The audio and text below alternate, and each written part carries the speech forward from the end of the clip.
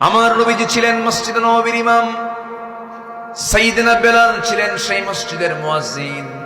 আমার নবী ছিলেন বিশ্বের সেরা সুন্দর মানুষ। এমন সুন্দর মানুষ কিয়ামত পর্যন্ত দ্বিতীয় কোনো ব্যক্তি আর আসবে না। এত সুন্দর চেহারার মানুষ ছিলেন আমার রাসূল। তার পাশে বেলাল ছিলেন কালো কুসকুসে মানুষ, মাথার চুলগুলো খাড়া খাড়া, নাকটা পচা, ঠোঁটটা মোটার ঠেলায় নিচের দিকে নেমে গেছে, উপরের দিকে ঠোঁট চলে গেছে, দাঁতগুলো ফাঁকা ফাঁকা।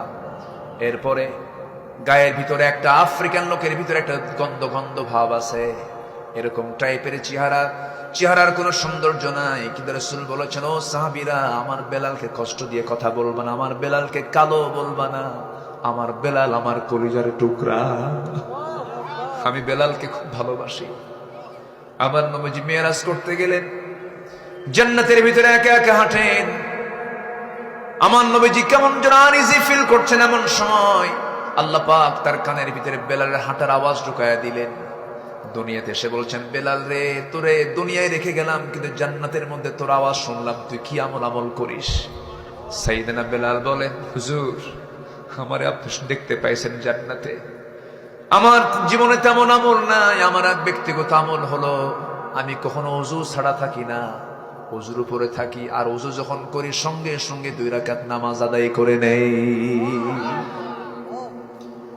বিনয়ী হব আমরা।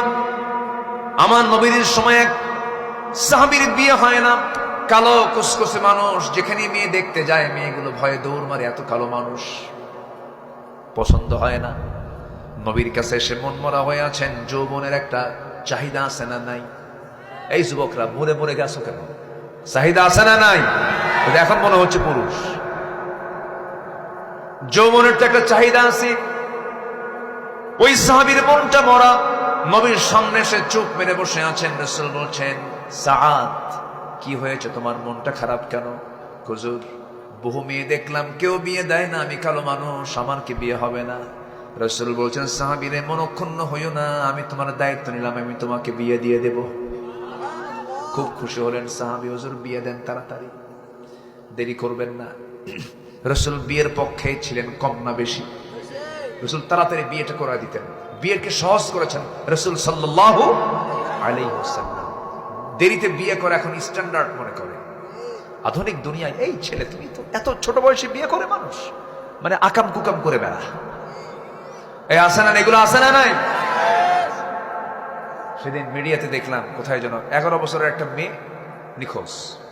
কয় বছর? 11 বছর। বাপ থানায় গেছে, পরে মেয়ে